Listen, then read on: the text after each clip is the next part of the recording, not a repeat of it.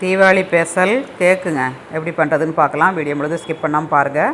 Video உங்களுக்கு பிடிச்சிருந்தா like பண்ணுங்கள், ஷேர் பண்ணுங்கள், கமெண்ட் பண்ணுங்கள். ஒரு கப்பு கோதுமை வச்சு ஈஸியாகிட்டு வீட்டிலே குக்கரில் எப்படி செய்கிறதுன்னு பார்க்கலாங்க. வாங்க வீடியோக்குள்ளே. ஒரு கப்பு சுகர் எடுத்துருக்கேங்க. இல்லை ஏலக்காய் போட்டு நல்லா பவுட்ரு பண்ணி எடுத்துக்கோங்க. பவுட்ரு பண்ணி எடுத்தாச்சு. இது ஒரு மிக்சிங் பவுலில் ஆட் பண்ணிவிட்டு கோதுமை மாவு 2 கப்பு கோதுமை மாவு எடுத்துருக்கேன். இதை நல்லா எண்ணெய் விட்டு மிக்ஸ் பண்ணி விடணுங்க. மிக்ஸ் பண்ணிவிட்டு பால் விட்டே நம்ம மிக்ஸ் பண்ணி எடுக்கணும். தண்ணி எதுவும் ஆட் பண்ணக்கூடாது. பால்லே பண்ணுங்கள், டேஸ்ட் ரொம்ப நல்லாயிருக்கும். நல்லா ஒரு 5 நிமிஷம் அப்படியே அடித்து எடுங்க.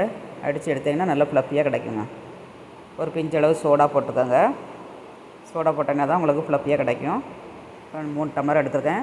3 டம்ளர் வரையும் நல்லா எண்ணெய் தடவிட்டு கொஞ்சம் மாவை தூவிட்டு நம்ம அதில் ஊற்றி அப்படியே நம்ம ப்ரீ ஹீட் பண்ணி எடுக்கணுங்க. குக்கரில் வச்சு எடுத்தால் சூப்பராக கிடச்சிரும் உங்களுக்கு. ஓவன் வேண்டாம், கடாய் வேண்டாங்க.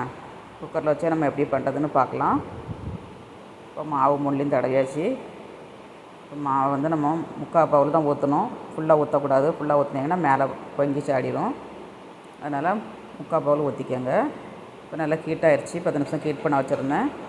ஹீட் ஆயிடுச்சு. இதுக்குள்ளே வந்து நம்ம டம்ளர் வச்சு நம்ம ஒரு 35 நிமிஷம் ஆகிட்டுங்க எனக்கு வேகிறதுக்கு. கொஞ்சம் வெந்ததுக்கப்புறம் இந்த மாதிரி லூட்டி புட்டி போடுங்க. அப்போ தான் மேலே உங்களுக்கு பார்க்கறதுக்கு அழகாக இருக்கும். நம்ம ஃபஸ்ட்டே போட்டோம்னா உள்ளார போயிடுவோங்க.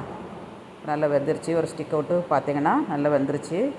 கரெக்டாக 35 நிமிஷம் ஆச்சு. இந்த மாதிரி ட்ரை பண்ணி பாருங்கள். நம்ம கையோட்டு எடுத்தாலே வந்துடுங்க. கத்தி வச்சுலாம் கட் பண்ணி எடுக்காண்டாம். அப்படியே எடுத்தோம்னா பாட்டாக வந்துடும். சூப்பரான குக்கர் கேக்கு ரெடிங்க. எம்மியான கேக்கு ரெடி ஆயிடுச்சு. வாங்க எல்லோரும் சாப்பிட்றதுக்கு. அட்டகாசமாக இருக்கும் டேஸ்ட் வந்து.